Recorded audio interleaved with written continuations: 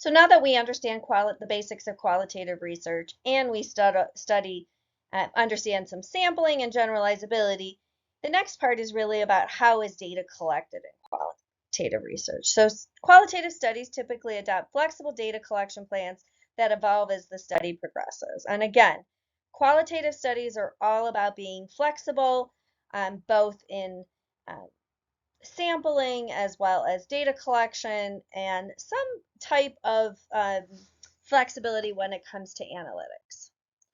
So, there are different types of data. So, understanding who you're getting the data from, what are the sources of data, um, always being open to other possible sources. There are some the qualitative traditional studies, like we've talked about ethnography, phenomenology, and grounded theory, as well as we talked about the methods of data collection. So interviewing the primary sources as well as secondary, which is more of an observation type experience. So things that you need to keep in mind if you are going to become a qualitative researcher is because you are usually immersing yourself in a culture or interviewing people one-on-one, trust is huge.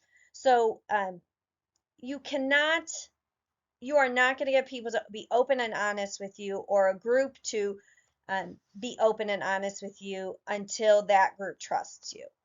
Um, Obviously, you don't want to overwhelm the individuals participating with how much data you're asking for, as well as the intensity.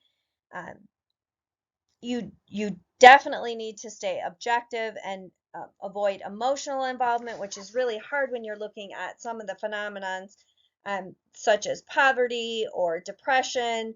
I think of one of the other ones that will often use qualitative studies is looking at trauma. There are definitely quantitative studies that are done with individuals who have experienced trauma, but there's a lot of qualitative research that's being done. And then keeping in mind that you need to maintain reflexivity, which means that you need to go where the study is taking you. And if you're too rigid about what your plans are, then you're not going to be able to follow the study where it goes. You do need to have some plans. You need to know, are you going to be recording the individuals? Are you going to be taking notes? If you are recording them, keeping in mind that you want to be very careful, especially if they're a vulnerable population, about what will be recorded and how it will be stored. You want to know that you want to loosely structure your self-report. So you want to be able to let the question lead you to the next question. That's what's going to give you the best narrative, data, and details.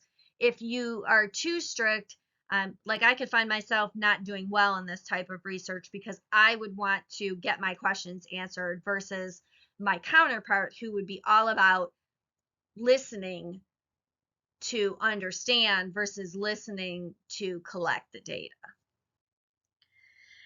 So some different types of qualitative self-reports. You can do unstructured interviews where, you might have a few questions, but you let the interview go the way that it's meant to. Some semi-structured interviews, meaning that you have a little bit more questions and you're doing a little bit more structure.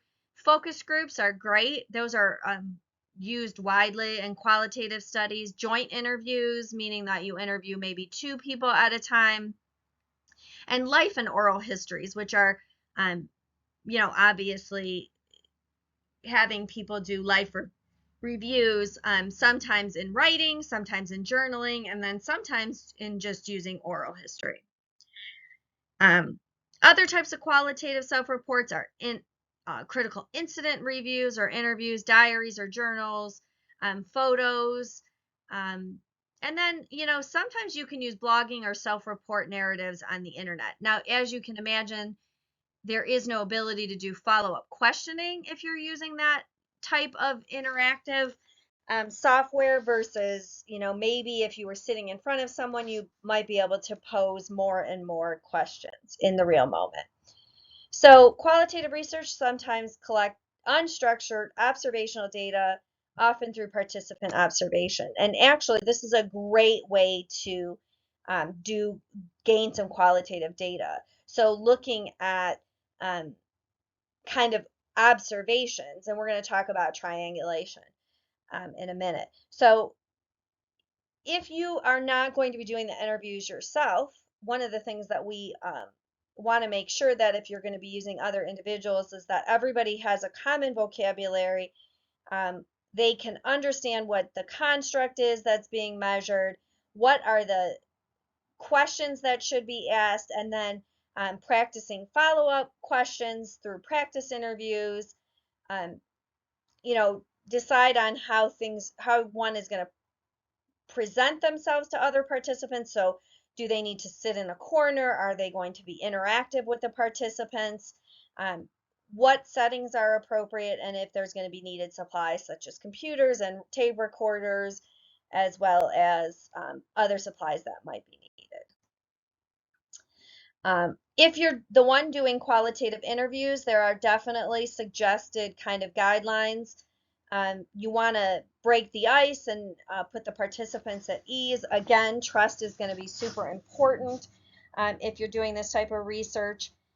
Find out what's kind of going on with the study participants, their age and their kind of background, and those things that you may want to keep in mind when you're interviewing the participants.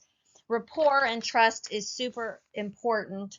And then that listening to listen versus listening to answer or ask the next question. And that is really difficult. I will tell you, nurses are struggle with that a little bit because we often will be thinking about the next thing. It's just the way that we're often wired versus listening to truly listen. And that is really what makes a good psych nurse. I could never be a good psych nurse. I'm not a good listener. I will be the first one to admit it that I'm usually listening to respond versus listening to gain insight. So again, probing for more information, keeping in mind that whoever is doing the data collection should be um, ready to handle maybe crying or emotions. And then, what are those crises we need to plan for? Equipment problems and interruptions and maybe outbursts.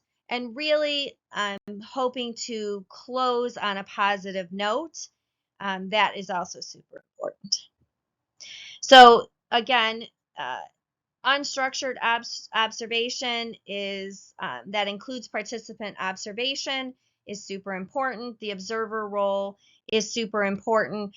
Keeping in mind that you want to gain an overview and you really want to start with kind of a windshield survey. One of the things that's recommended in qualitative research is that you kind of take a drive around the area that may be included in your study just to see what the culture in that area looks like. The first thing you need to do is you need to gain entrance and trust.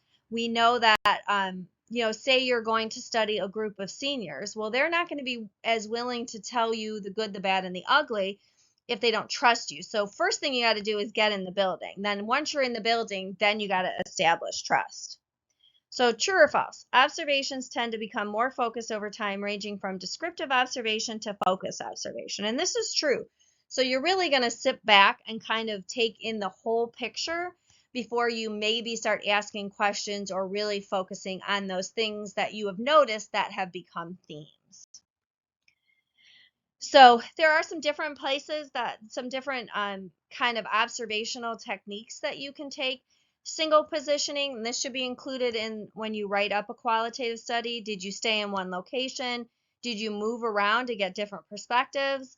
Did you do mobile positionings, which means that you stuck with one participant as they've moved throughout the locations? There should always be a field diary or a log. Those descriptive observational notes need to be focused, but they need to be done in real time. So you don't want to wait a day to do your notes because you may really be missing out on the bigger picture. You want to do, methodologic notes, theoretical notes, and personal notes, and really looking at how did you gain what did you gain? So where did you position yourself if you're doing observation? The theoretical notes are those themes that you notice, or analytical notes, and then personal notes are more those notes to kind of yourself, almost like a diary of the experience. I feel like qualitative studies are a little bit easier to explain than quantitative studies, although I believe they are way more time intensive and require a lot more commitment.